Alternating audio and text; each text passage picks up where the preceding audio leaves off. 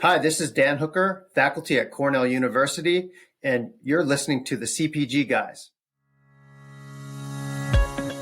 Welcome to the CPG Guys podcast. Your hosts, Shri Rajagopalan and Peter V.S. Bond, explore how brands and retailers engage consumers in an increasingly digitally driven world.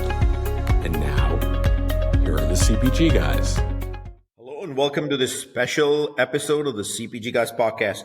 I'm, of course, Shri, co-founder, co-host of the CPG Guys, co-founder and partner of Think Blue. Your key to unlocking your profitability potential is builders, connectors, and amplifiers. We shape the future of commerce to drive your growth. Please do listen to my older daughter, Ria Raj's music at www.riaraj.com and my younger daughter, Lara Raja, the member of the Geffen Records Universal Music Group, Cat's Eye. Not joining me today is my fellow co-founder, Peter V.S. Bond, because it's actually Martin Luther King Day on the day of this recording, and he's out with his daughter and family all the way in sunny Philadelphia. And when he's not co-hosting this episode, he serves as the head of the industry and client engagement role at Flywheel. Before we go on to our guests, we want to ask you to consider following us in your preferred podcast listening app. If you already don't do so, this will ensure you automatically receive new episodes as they're released. While you're at it, follow our sister podcast, the FMCG Guys and the CPG Scoop. And now, the focus of this podcast, announcing the first retail media executive education program in our industry from May 5th to 8th, 2025 at Cornell Tech. The CPG Guys are strategic partners for this immersive 4-day program that brings together industry thought leaders and renowned faculty to share best practices for building compelling retail media platforms. You'll discover how to collaborate on creating best-in-class tech stacks, measure performance to ensure brands access the necessary KPIs, based on campaign objectives, and establish strong partnerships between brands and retailers to achieve your brand goals, and of course, all towards that joint value creation. Links to our podcast, our sister cast, social media profiles of my daughters Ria and Laura offer more information on the Cornell Retail Media Program, including registering. You can find that in the digital liner notes on the podcast.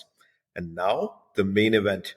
On our episode today, our guest is none other than Dan Hooker, a second-time repeat guest on the CPG Guys. Just 3 more episodes and he gets the famous Letterman CPG Guys letter jacket. He's faculty at Cornell. He was in the show back in Q1 2024 with another professor, Karan Girotra, and we're glad he agreed to come back because this is a special episode just for you. Dan, sunny afternoon, I hope, up in Ithaca. Welcome to the show. Hey, Shri, it's great to be back. We are getting ready for the semester to start tomorrow. I think we're at -4 to kick off the semester, so it's good to see you. -4, we're sitting here at 68, but it's 35 at night. 35 for us is the deep freeze, which I guess would be summer in your case.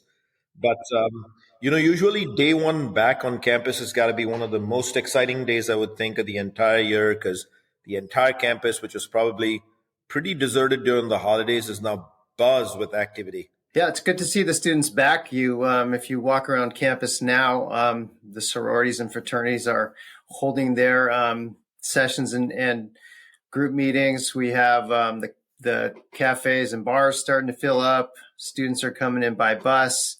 The campus will start to come alive tomorrow morning when we kick off the semester. So it's a really exciting time just to see the campus come back to life after the long winter break. I'm excited for it. So good to hear, Dan. As in always, the CPG Guys wish you and Cornell University the best for this upcoming semester in 2025. Before we get started with our Q&A segment, Dan, could you kindly give us a quick overview of your role at Cornell University? Yeah, sure. I'd love to. So I've been here at Cornell University for 6 years, and my primary role here is I teach in the undergraduate Dyson School of Business, Marketing, and Supply Chain Strategy, and I have a really fun class called the Food Marketing Fellows Program, where we take a group of students on an international trip over winter break. As a matter of fact, we were just in Greece, eating our way through the north and the south of that country. It was a wonderful experience. I also have a new class next semester in the graduate school where I'll be part of the team teaching our marketing immersion for our MBA students. So that's a really exciting new class that I'm taking on in partnership with you, Shri, and some of your colleagues in the industry. And then the other half of my job is to work with industry leaders and executives as part of our business development team in executive education. I am what we call the executive director of the food industry management program here at Cornell University, where we work on exciting programs to help teach and train industry leaders across the food and consumer goods spectrum. Can there be any greater joy than actually being influential in the lives of so many and actually educating them to build a better world, a better America, a better business, a better industry? So, Dan, I'm really respectful of what you do. It's a big deal, and that's why we're happy to have you on the CPG Guys. Thank you for also acknowledging that we are partnering with you in the MBA class, of course, through my other hat, which is as a partner of Think Blue. Today is all about the executive education program. So first, let me mention that in the digital liner notes of this episode, we'll, of course, include links to your LinkedIn profile, Cornell University's Exec Ed program's website for listeners to access while we go on with our conversation. So getting going, first, let me start up top, Dan, by asking you an obvious one, which I'm sure is top of mind for all our listeners. Tell us about Cornell's overall executive education program. Who typically attends what kind of programs do you offer, and why did you even design this in the first place? For over 25 years, we have a very robust online education business or operation called eCornell. And on eCornell, we offer hundreds of certificate courses from artificial intelligence to leadership to marketing to digital commerce. So that business has been up and running and established for quite some time. In addition to that, we have what we call open enrollment programs. And the one that I'm so involved in, or mostly involved in, is called the Food Executive Program. It's actually been running for over 65 years. And that program is where we bring executives to our campus here in Ithaca. And the program that we're talking about today, we utilize our newer campus, Cornell Tech on Roosevelt Island in New York City. But we bring industry leaders from all over the country and world, for that matter, to engage, network, and learn about how to be better operators in their respective companies. And then in addition to that, we have custom programs that we might do for a specific company, whether that be a retailer, a consumer packaged good company, a supply chain company, where we design specific learning and development programs for that specific company. Could be live, could be online, or could be some type of combination of both. So I think that gives you an answer to, at a very high level, what's Cornell Executive Education. And at least in the area that we're talking about today, we design programs for leaders across different levels of organizations, from managers all the way up to the C-suite. And so it's hard to say typically who attends, but it just depends on how we customize or craft the specific class. But in the case of this program, we're looking at leaders that are at the vice president level, senior director level, all the way up to the C-suite, including chief marketing officer, because this is a very high level program where we're targeting a high level of person to attend the program. So that might answer part two of your question. Absolutely, Dan. So first of all, as I mentioned, I'm thankful that you guys are shaping the future of the industry via education in the first place, giving people an opportunity to come together, network, just building the future of our industry, right? So what the next question that's obvious on people's mind is, do people have to go through some sort of qualification process? Do they have to apply for any one of these exec ed programs? And is there a selection criteria of some sort? Like, how does one actually become, you mentioned a food executive program, an omni-channel program, coming to campuses, company campuses, and actually training people. Like, how does this get put together? How do people get qualified to attend? Yeah. So the programs that I'm involved in, omni-channel, food executive, and this new one, retail media strategy, are put together by a combination of faculty and then industry expertise, like the CPG guys, like yourself, Shri, and Peter, that run the CPG guys. So my view and my belief is that a partnership of academics and practitioners will give the participants of the program the best environment to capitalize on, learning and development for professional teachers like faculty at Cornell, and then from how to execute and tactically take back learnings from practitioners like yourself, Shri. So that's how we put these programs together. And so how does someone go, or how do you attend a program? There is a limit of seats. And if we focus specifically on the retail media program, we do have a cap of 60 seats for the program. So it is something that we're going to be very selective in attending, but we encourage all those interested to either reach out to Shri, reach out to Peter, reach out to myself. You can go onto Cornell's website, and Shri's going to share the link in the show notes on how to do that, and you can apply. And then we review all applicants, and then we accept a select group to attend this program. And we're really excited about this one, and we wish we could offer more seats, but stay tuned. We may have more classes coming in the future. Yeah, so thank you first for calling out that you're partnering with the CPG guys on the retail media program. So what was the urgency? Why now? Why 2025? And give us some details of where the actual program is going to be at. I think you casually mentioned Cornell Tech. Where is it? But why now? What's the urgency? Well, let me start with why now. And for those that listening to our conversation today and your podcast in general, know that one of the hottest areas in the world of retail and consumer goods is retail media, especially with the change in privacy laws by Google, Apple, and the need for brands to connect with consumers, the need for retailers to retain loyal shoppers, target those shoppers, offer personalization on both sides, retail and brand. It's really an arms race to capture all those digital marketing dollars that are shifting or moving from, call it traditional media, like in-store displays, to everything digital. It's no secret that the shopper now uses their phones in the store to shop. They order online from their desk, sitting in their office or at home. Stores are a very, very important part of this, but the whole omni-channel shopper and omni-channel approach is critical, and it's all happening right now. So the retailers and brands who capture more consumers the quickest, and Shri, I'd love to hear your view on this as well, is what really matters today.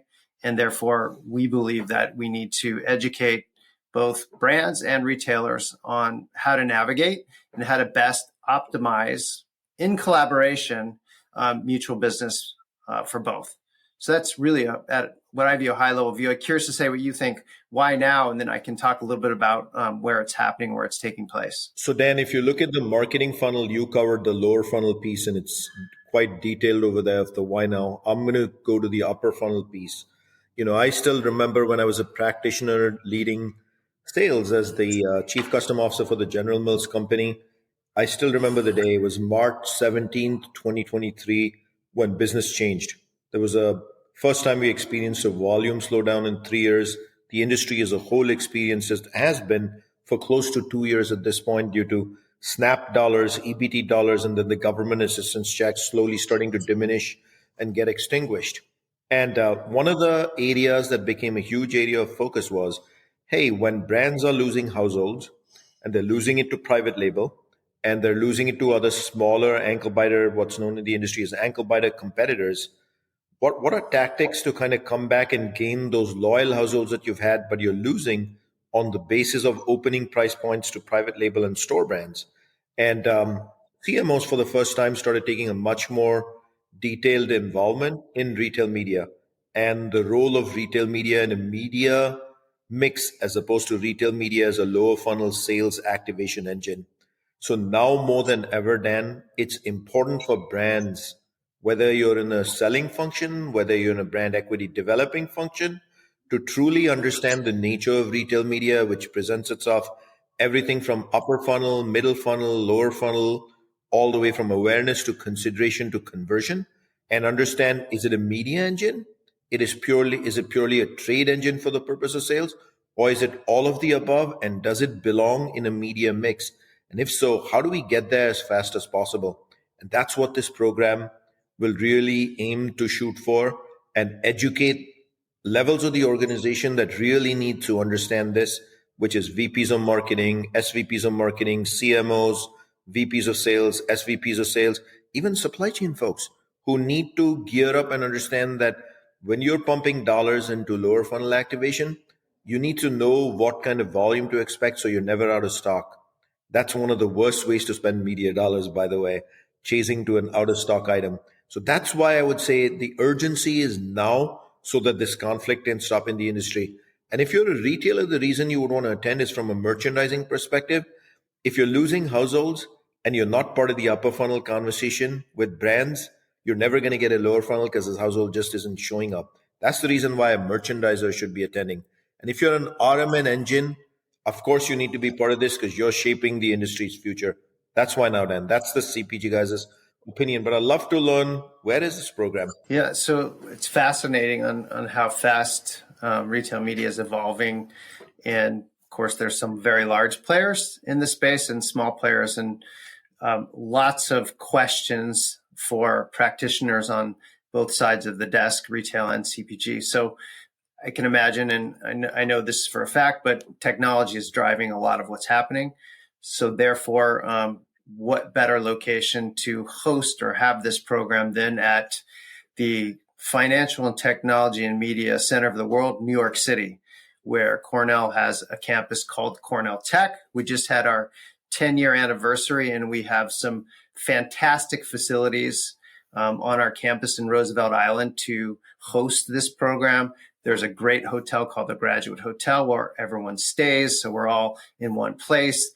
Great restaurants for networking. And then, of course, the campus and faculty that are business school faculty focused on technology media based in New York City on our campus in Roosevelt Island. So I believe it's like the perfect location for a forward-thinking, tech-enabled, tech-driven leadership program that we're developing here together in partnership. So it's at Roosevelt Island on our campus at Cornell Tech. Very easy to get to, very easy to get from, and it's a 4-day program that kicks off on a Monday night and concludes on a Thursday late afternoon. So we're really excited to have this program take place. I've personally not had the opportunity to go to Cornell Tech and see the campus, but a little birdie chirps in my ear all the time that the rooftop location, which is where I believe as we start migrating now into our discussion on, at a high level, what to expect from modules,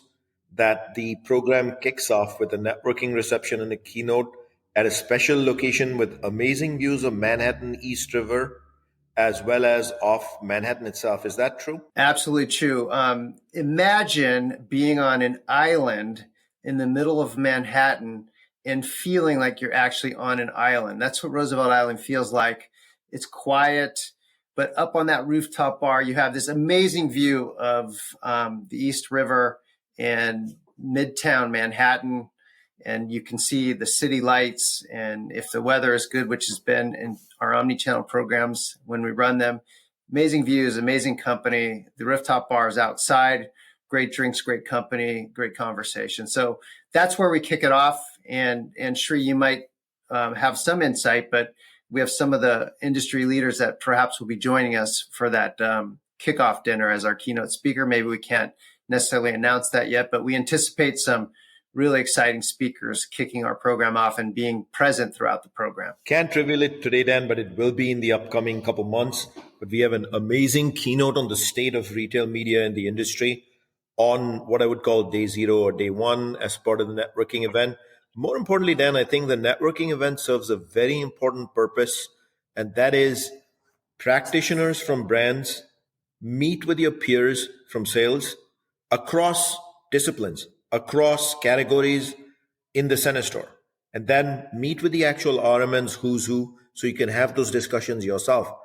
In a very safe space, private setting, ask the questions that were always in your mind during that period. And then meet with the one or two key, what we believe are service providers that are turnkey and really influencing positive change in the industry to bring back what all of you are telling us repeatedly is a big challenge, which is volume growth across the board in the industry.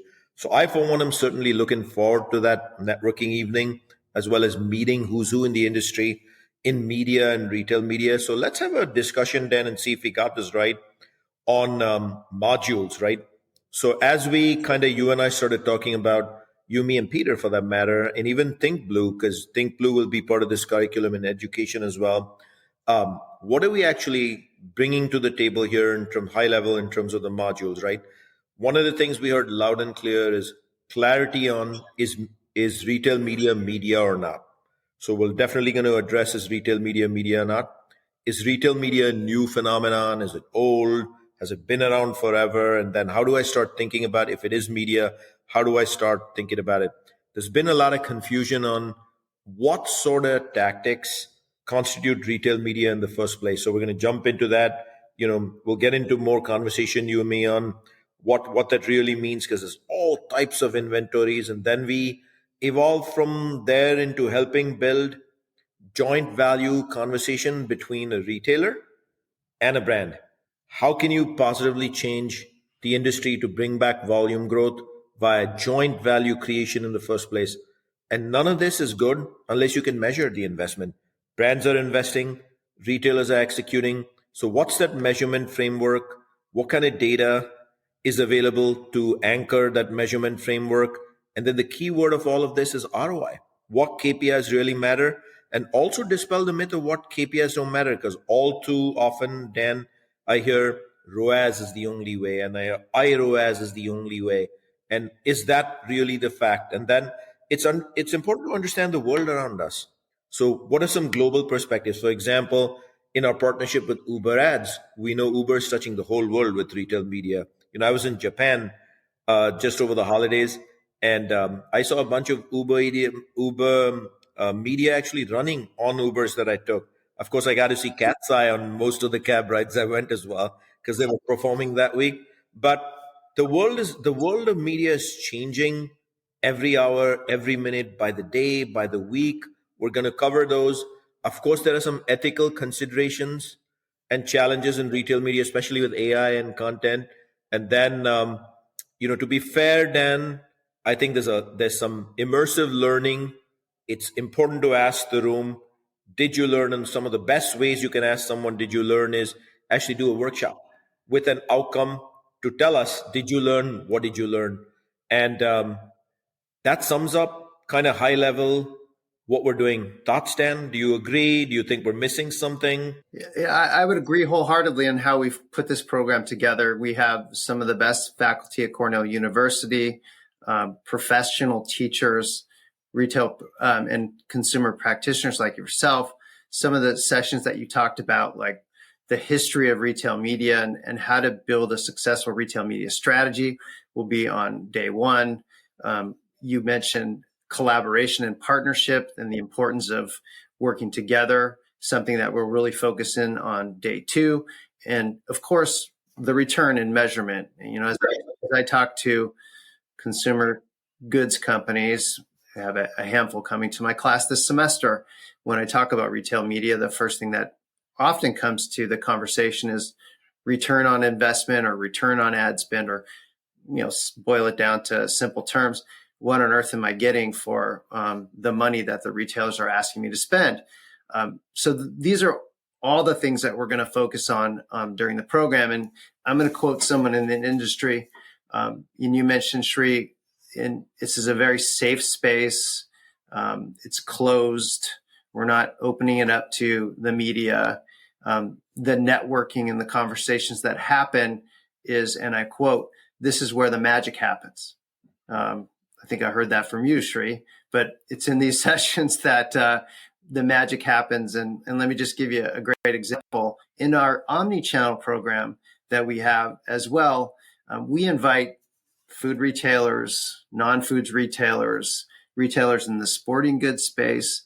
And, in last year's program, we learned so much from a retailer that's not in our traditional space, but was in sporting goods, about their approach to the omni-channel shopper. And this was during the, non-classroom time. So these networking opportunities that happen outside of the classroom and the workshops and the discussions are really, and I'll say again, where the magic happens. So it's such a great, safe space. You're away from your day-to-day job, and you just get a chance to learn, network, and engage with your peers. It's a fantastic opportunity for all that attend. Let me remind our audience that I'm speaking to Dan Hooker, faculty at Cornell University. and we are discussing the newly launched Retail Media Network Executive Education Program that is set for May 2025 at Cornell Tech in Roosevelt Island. So before I get into details of each of the days and the modules in bitter detail here, Dan, let me first again acknowledge that, hey, the CPG guys is excited to partner with Cornell on this. The industry kind of told us at the various events that we go to, whether it's CMOs, VPs of brands, chief customer officers, North America presidents, CEOs at retail, chief merchants, that this education is very necessary for the senior levels of CPG and retail. And the CPG guys is grateful that you picked us to partner with and get this going. And we're very excited that we can get it going. And one of those things that you have just briefed us on pretty eloquently right there was the importance of networking. If we're going to get this right in the industry, go forward, and retail media is going to be acknowledged as media, we need to shake hands across the aisle. Retailers and brands need to shake hands. Service providers need to enable that. And that's how we will build an enterprise over here for the future, really for the benefit of consumers at the end of the day. And that's what we're all focused on at the end of the day. So I don't want to underemphasize that. I'll repeat again, safe space. Any question on your mind is fair game, and we will answer it. No media, not being recorded, live telecast, no gotcha moments, none of that stuff. So if you're a participant in this program, you're welcome to ask anything. There's no bad question. All questions are good questions because you're influencing the future of the industry over here. So now let's get into individual days and what one can expect, really more than with the spirit here of what's being covered in the program. We've talked about the networking opportunity on day one and a keynote on the state of the industry overall. As we get into day one, I think it's important, Dan, to start with consumer behavior. You know, how retail media is not a new phenomenon. What's really changed is the pandemic forced it to be seen as a new phenomenon or a phenomenon in the first place. Retail media has actually been around forever. So we'll cover that. We'll talk about the different facets of a successful retail media strategy. And post lunch, we're going to get into the different types of inventory for retail media, on-site, off-site, the evolving today's really hottest topic within retail media, in-store. We'll have plenty of time for audience Q&A across all of those. And then how do you storytell retail media? Most of you will be managing budgets and probably need to look for incremental budgets or justifying your budgets. So how do you actually create the content that story tells in retail media? How does that sound for day one? Sounds like a lot to cover in day one, but we're excited for it. And I would just add, Shri, that this isn't the typical conference style learning. We're going to have small group work. We're going to have panel discussions. We're going to have lectures. It's going to be very hands-on, engaging. The time will fly. It won't be like, you're coming to one of my classes at Cornell here and I have to keep you awake with my, my song and dance. I don't believe that's true. I believe that someone's attending dance classes, they're awake because they're there to learn. Sometimes I have to bribe the undergrad. Someday he's going to invite me to his class to be a guest lecturer. I look forward to that. I have to bribe the students every now and then with snacks, but it seems to do the work, do the magic. We could try CPG guys swag. Yes, let's bring it in. They will take anything. Yeah, and then great day one, very packed. We have a great dinner planned for day one as well, and then we get up bright and early. And one of the great things about Roosevelt Island, there's great places to walk, exercise, get a short workout in the morning if that's your thing. So we have some of that built into the program as well. I'm a deep believer if you're visiting Manhattan. Unfortunately, I'm a visitor now living in Los Angeles, don't live there.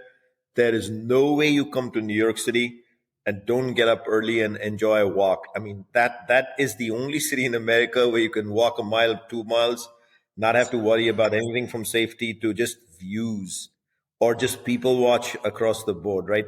But that said, Dan, the one thing you pointed out, and I want to kind of emphasize one more time, is you're coming here to learn, but you're also shaping the future of the industry.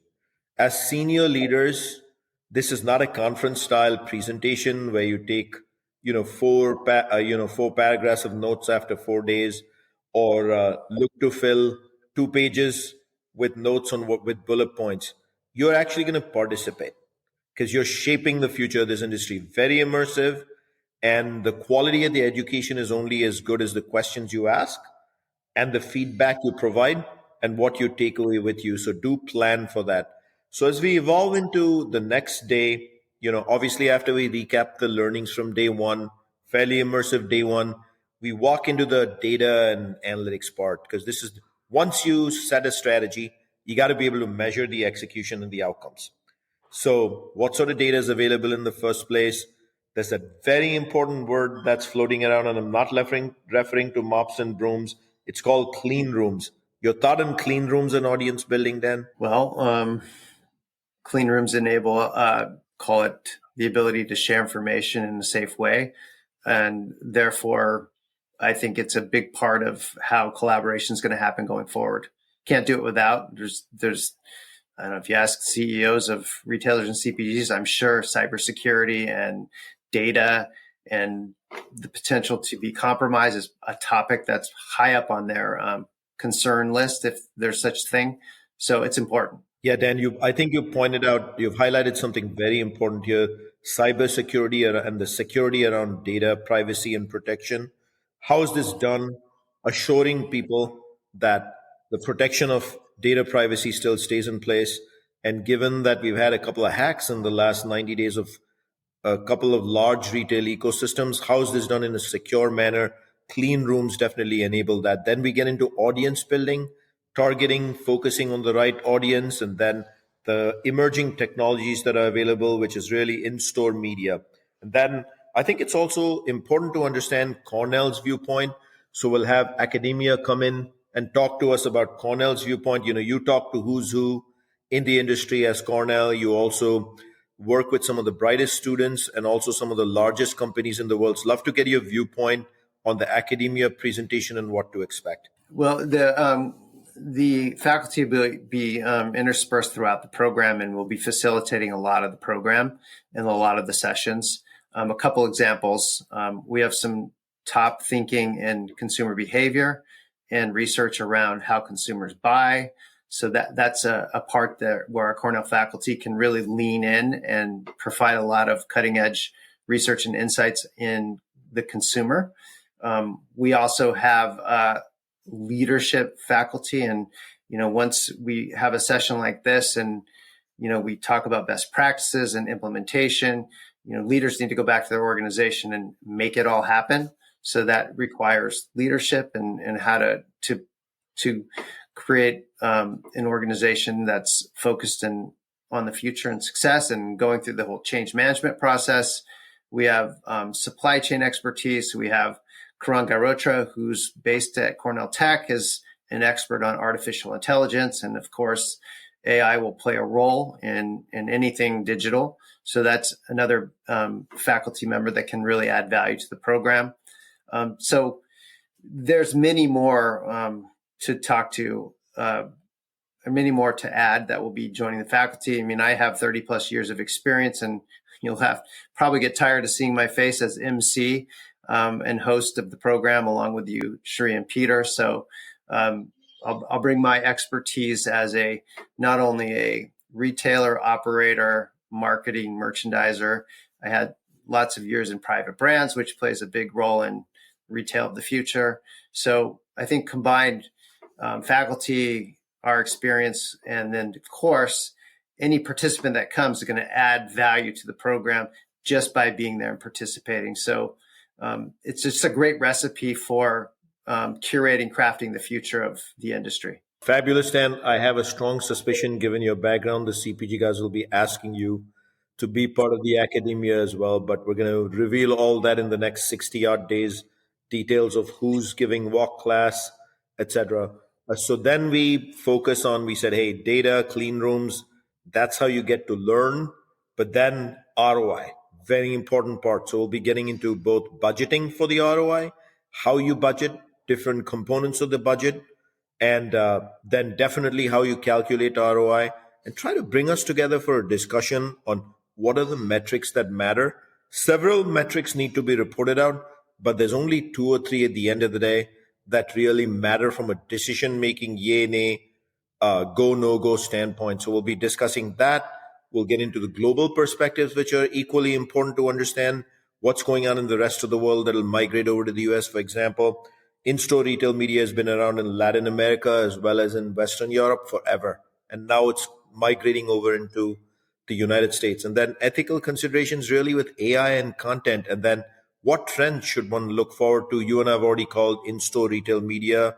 And then, Dan, we're going to evolve into some presentation and coursework, a little bit of homework, which I think is important, not because we just want to give you work, because that's what tells us, did we deliver what you wanted, and your opinion on what matters, as well as you're shaping the industry.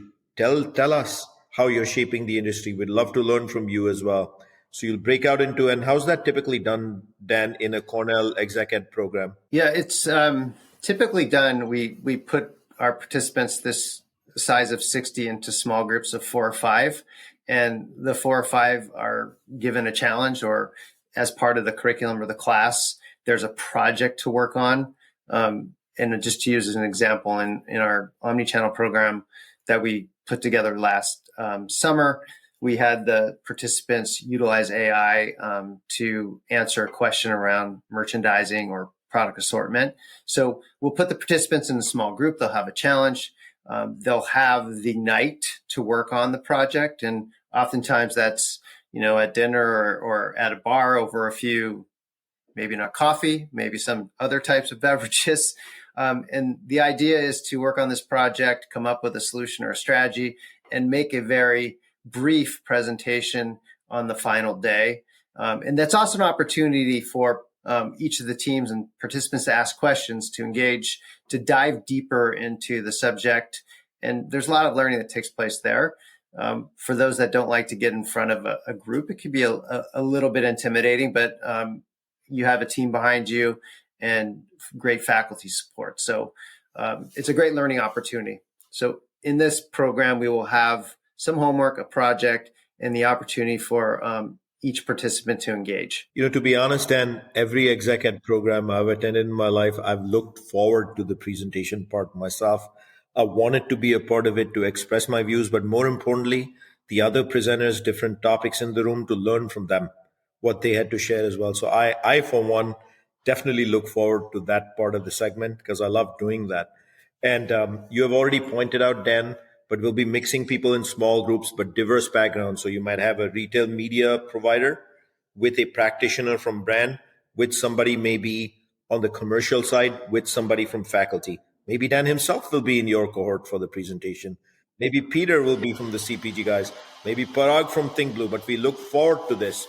And now let's evolve to the final day, where one of the most important questions I have for you is, people complete this program and the successful presentations, do they get a Cornell Exec Education certificate on completion?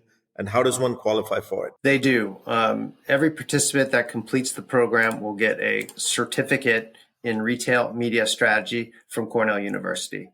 So you'll have a formal certificate. You can put it on your wall next to your diploma if you like. You can put the link on your LinkedIn profile or whatever social media handles you use.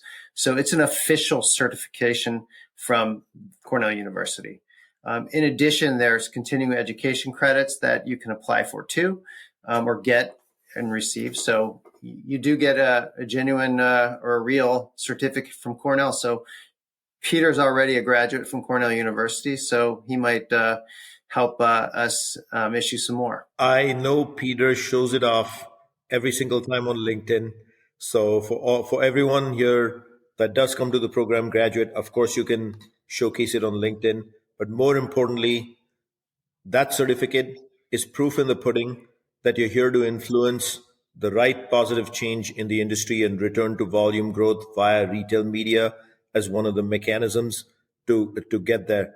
And so the CPG guys, Dan, are demanding some sort of a small graduation ceremony. Is that in the mix? Yeah, on the last day, we have a graduation where all the participants that graduate, because you have to complete your project and you have to be present during the course. But if you graduate, you'll receive a certificate at our formal graduation ceremony at the conclusion on Thursday. It's a lot of fun. We give out some prizes and everyone gets their certificate. And I would just add, the certificate's great. It's great to have, but you'll probably meet some new people. You'll probably make some new friends, and those friendships, those people, outside of what we do in our day-to-day jobs, will be invaluable. It's just so rewarding to make new friends and have new experiences together. That's one of the most beautiful things about this industry, Dan. The amount of people we meet, diverse backgrounds, different training, different ways we've reached the positions we have, and how we influence outcomes in the industry. So I'm glad there will be a graduation ceremony. As one of the people designing this program, do I get a certificate, Dan? No, Shri, maybe Shri, but we can call you Cornell faculty. We'll take that any day, Dan. We'll take that any day.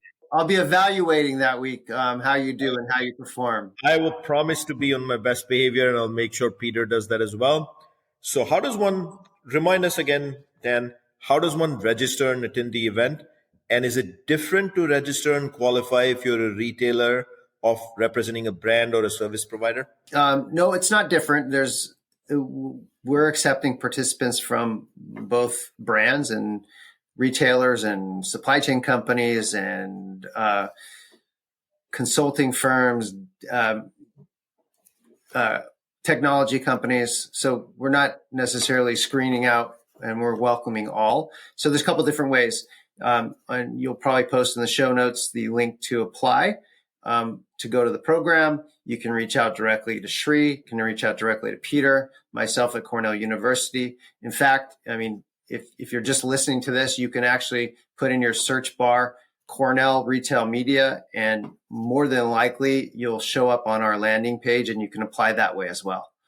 So many different ways, and we're encouraging all participants or all people who would like to join the program to apply. We do have limited seats, though, Shri. There is limited seats. So we have a cap, and one of the reasons for the cap is it makes for a much more rich learning environment. So there is a limit, an upper limit. Quality of the education, but I encourage all of you to apply. Do remember we qualify. So once you do register, we'll let you know. But it's important that you do, as Dan mentioned, you will find the link to apply and register on the digital liner notes of this episode. If you forget, you will see it on the CPG Guys LinkedIn page often enough. You can also just scroll to Cornell University's website, and you should be easily in the search bar be able to find the program. Or, as Dan mentioned, the only way you don't find it through a Google search is if you have VPN running because of the temporary 12-hour TikTok ban has spooked you out. Otherwise, you're going to find it in just a few minutes. Dan, the CPG Guys are very excited to work with Cornell on getting this right for the industry. If I'm a practitioner, I want to be in that photograph of the graduation because this is a first in the industry. And there's no greater joy than being one of those that was first in the industry, because the CPG Guys will make sure that this is etched into the CPG Guys Hall of Fame moment for the industry. So Dan, I encourage everybody, don't miss that opportunity. Let me remind our audience you can find all of our content simply by going to a website and typing cpgguys.com in the URL. If you think you or your company has some thought leadership to contribute to a community discussion, simply drop us an email at contact@cpgguys.com. Again, that email is contact@cpgguys.com. And maybe you can join us on the podcast. If you want to reach out to us regarding the program no more, you can also drop us an email at contact@cpgguys.com. Shri at cpgguys.com, that's SRI at cpgguys.com. PVSB, that's Peter's email, pvsb at cpgguys.com.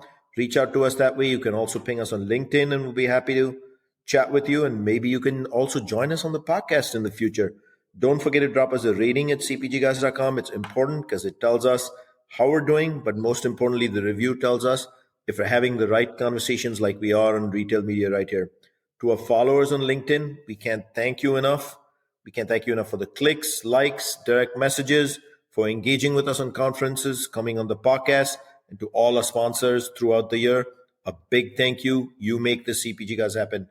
Dan, I can't tell you enough times how excited the CPG Guys are for this opportunity you've given us to work with you and Cornell University in shaping the first ever industry executive education program in retail media.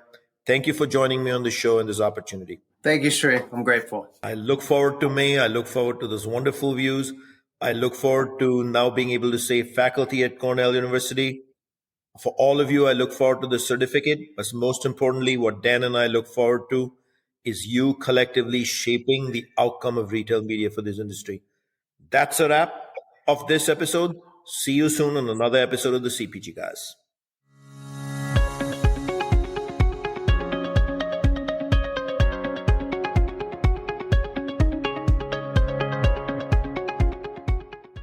The content in this podcast episode is provided for general informational purposes only. By listening to our episode, you understand that no information contained in this episode should be construed as advice from CPG Guys LLC or the individual author, hosts, or guests, nor is it intended to be a substitute for research on any subject matter. Reference to any specific product or entity does not constitute an endorsement or recommendation by CPG Guys LLC.